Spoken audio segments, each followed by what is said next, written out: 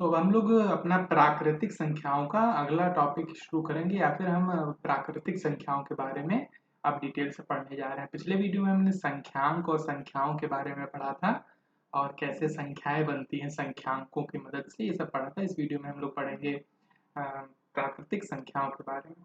ठीक है, प्राकृतिक संख्याएं।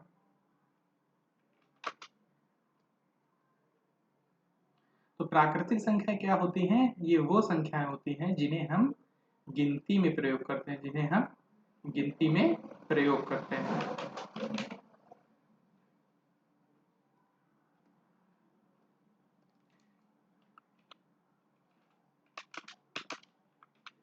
प्राकृतिक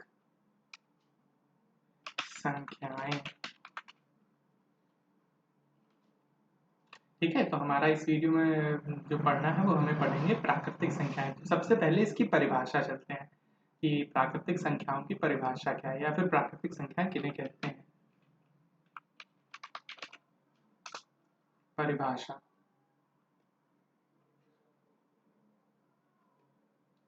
तो प्राकृतिक संख्याओं की अगर हम परिभाषा की बात करें, ठीक है, तो परिभाषा इनकी होती है गिनती में प्रयोग की जाने वाली संख्याएं जैसे 1 2 3 4 5 डॉट डॉट, ऐसे मतलब जो आगे की संख्याएं हैं प्राकृतिक संख्याएं। सॉरी ठीक है, प्राकृतिक संख्याएं कहलाती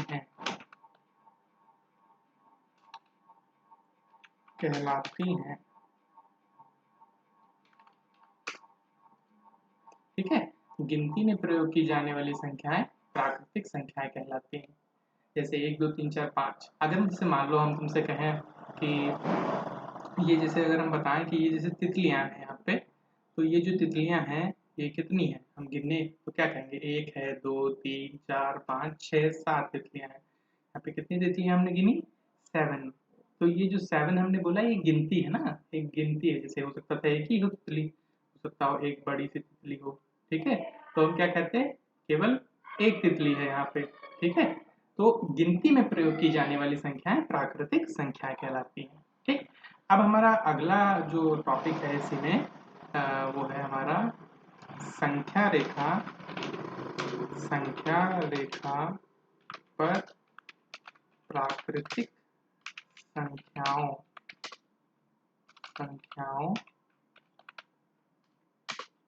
का प्रदर्शन।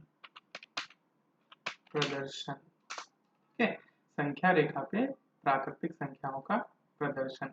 इसका मतलब कुछ बहुत टफ नहीं है। ठीक है, संख्या रेखा का मतलब क्या होता है मैं अभी समझाता हूँ। जैसे रेखा हम लोग जानते हैं, रेखा क्या होती है? एक सिंपल सी लाइन। ठीक है, मान लेते हैं हमारे पास एक ये इस प्रकार से एक रेखा है। ठीक है, हमारे पास इस प्रकार से ये एक रेखा है। अगर हम इस पे ये प्राकृतिक संख्याएं निरूपित कर दें, जैसे कि हम यहाँ पे रख दें 1, ठीक है, और यहाँ पे 2 रख दें, यहाँ पे 3 है, यहाँ पे 4 है, यहाँ पे 5 है, यहाँ पे 6 7 8 9 10। ठीक है, तो इसे बोलते हैं प्राकृतिक संख्याओं को हमने संख्या रेखा पे प्रदर्शित कर दिया। एक रेखा थी, उस पे हमने प्राकृतिक संख्याएं दर्शा दी। ये हमने दर्शाई है संख्याएं। ठीक है, यहाँ 1 है, यहाँ 2 है। अच्छा, ये जो दूरी है, ये जो डिस्टेंस है दो दो पॉइंट्स के बीच में, ये सबका समान होता है। तुम स्केल से बनाओगी 1 सेंटीमीटर ले लेना। ठीक है, तो ये जैसे कि ये सबका इक्वल होता है। जैसे 3 और 4 के बीच में जो दूरी है, यही 4 और 5 के बीच में दूरी है। ठीक, तो मतलब कहने का ये है कि एक रेखा पे जब हम प्राकृतिक संख्याओं को इस तरह से दर्शाते हैं, तो ये संख्या रेखा पे प्राकृतिक संख्याओं का प्रदर्शन कहलाता है। ठीक है, अच्छा, ये जो यहाँ पे स्पेलिंग थोड़ी गलत हो गई, इसको सही कर लेना। ठीक है, ये स्पेलिंग गलत है यहाँ पे। तो ये हमारा हो गया संख्या रेखा पर प्राकृतिक संख्याओं का प्रदर्शन। ठीक, अब अगर हम देखें तो ये जो 3 है, मतलब संख्या रेखा पे दाहिनी ओर राइट हैंड साइड, ये 2 से बड़ा है। हम्म, और इसी प्रकार से अगर हम 2 के लेफ्ट हैंड साइड में देखें तो ये छोटा है। इसका मतलब कहने का ये है राइट में, ठीक है, राइट में किसी भी संख्या के राइट में बड़ी संख्याएं मिलती हैं और लेफ्ट में छोटी संख्याएं मिलती हैं। जैसे अगर 5 हमने लिया उदाहरण के लिए, तो 5 के इधर जाएंगे तो हमें बड़ी संख्याएं मिलेंगी और 5 के इधर जाएंगे तो छोटी संख्या, जैसे 1 2 3 4, और उधर गए तो 6 7 8 9 10। ठीक है, तो ये संख्या रेखा पे प्राकृतिक संख्याओं का प्रदर्शन हो गया। ठीक है, अब इसे रब करते हैं और आगे बढ़ते हैं।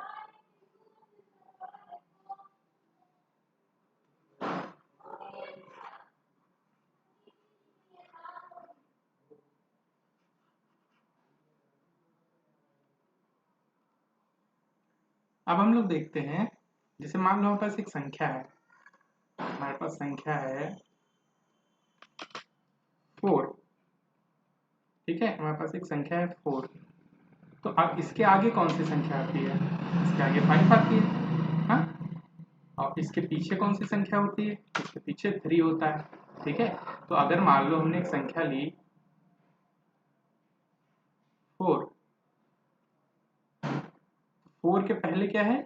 3, और 4 के बाद में क्या है? 5। ठीक, तो 4 के बाद वाली जो संख्या है, मतलब जो बाद में पड़ती है, उसको हम बोलते हैं, उसको हम बोलते हैं अनु अनुवर्ती संख्या।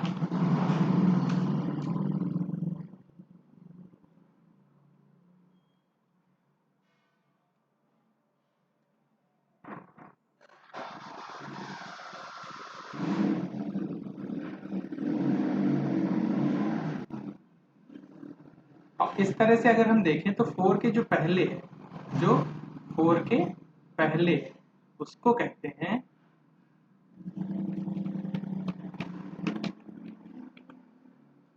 पूर्ववर्ती। क्या कहते हैं?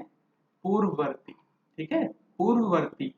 पूर्व का मतलब है पहले और वर्ती का मतलब आना, अनु का मतलब बाद में और वर्ती का मतलब आना। तो जैसे अगर कोई संख्या के बाद जो संख्या आती है, मतलब जैसे हमने एक संख्या ली, जैसे उदाहरण के लिए अब हम बता, सॉरी, जैसे हमने कोई संख्या ली, मान लो 10, एक प्राकृतिक संख्या हमने 10 ली। ठीक है, तो 10 के बाद क्या आता है? 10 के बाद आता है 10 के बाद आता है 11। ठीक है, तो 10 के लिए ये जो 11 है, मतलब 10 के लिए जो 11 है वो उसकी अनुवर्ती संख्या है, मतलब बाद में आने वाली। ठीक है, लेकिन इसी तरह से अगर 10 के लिए हम 9 ले लें तो 9 जो है वो 10 के लिए पूर्ववर्ती है, वो उससे पहले आती है। ठीक है, तो वो उससे पहले आती है।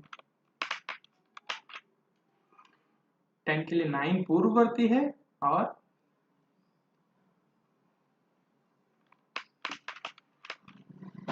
11 अनुवर्ती है। ठीक है, बाद में आने वाली संख्या को लिखवा देते हैं, डेफिनेशन लिखवा देते हैं, अनुवर्ती यहाँ पे, और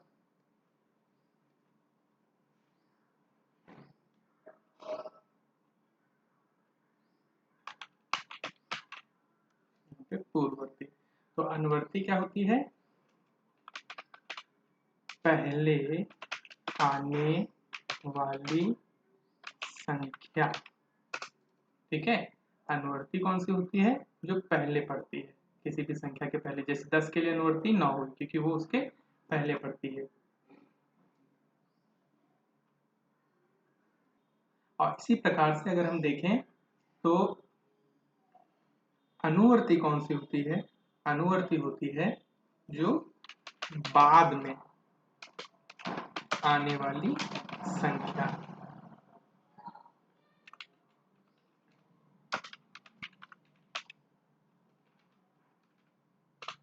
बाद में आने वाली संख्या को बोलते हैं अनुवर्ती संख्या। ठीक है, ये समझ में आ गया?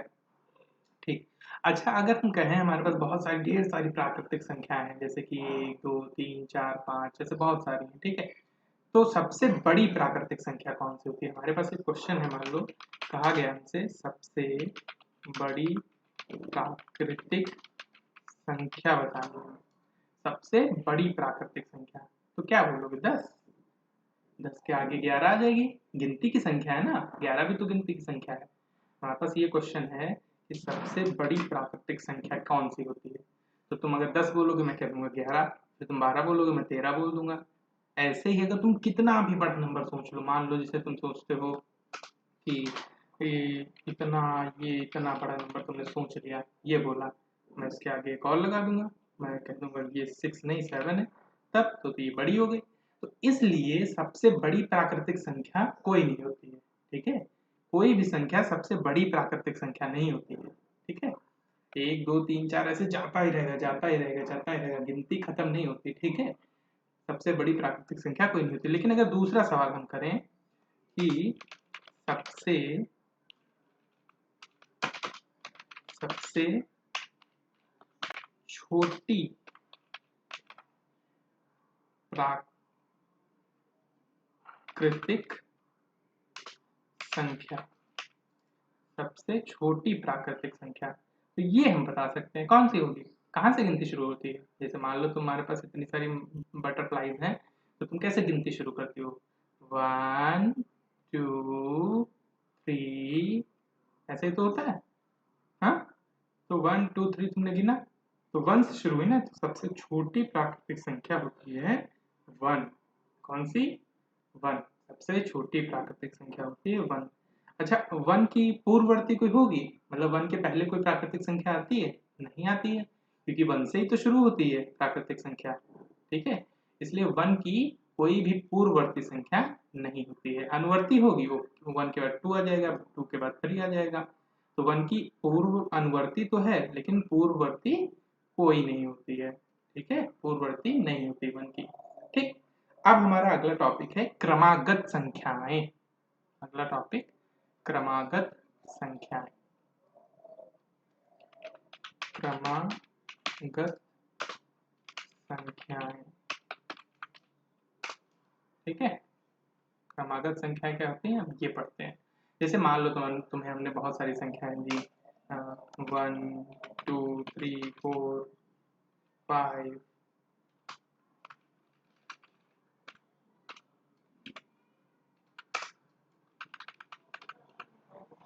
6 7 8,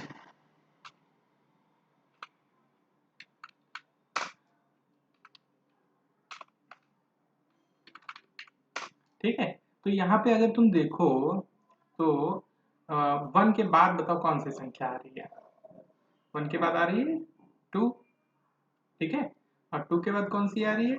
3, 3 के बाद 4, 4 के बाद 5, 5 के बाद 6, 6 के बाद 7, 7 के बाद 8। तो ऐसे क्रम में चल रही ना, 1 2 3 4, ऐसे नहीं हो रहा कि 1 आया 2 आया फिर 4 आ गया ना, ऐसे चल रहा है ना 1 2 3 4 5। तो ऐसे जब क्रम में चलती है एक के बाद एक, तो उन संख्याओं को हम क्या बोलते हैं? क्रमागत संख्याएं। मतलब वे संख्याएं जो क्रम से हो, 1 2 3 4 5 6 7, उन्हें हम बोलते हैं क्रमागत संख्याएं, ठीक है। तो ये चैप्टर प्राकृतिक संख्याएं का जो सब पढ़ना है तुम्हें, वो यहीं पे पूरा हो जाता है। अब हम इस पे होमवर्क देंगे, वो करना, ठीक है। Thank you.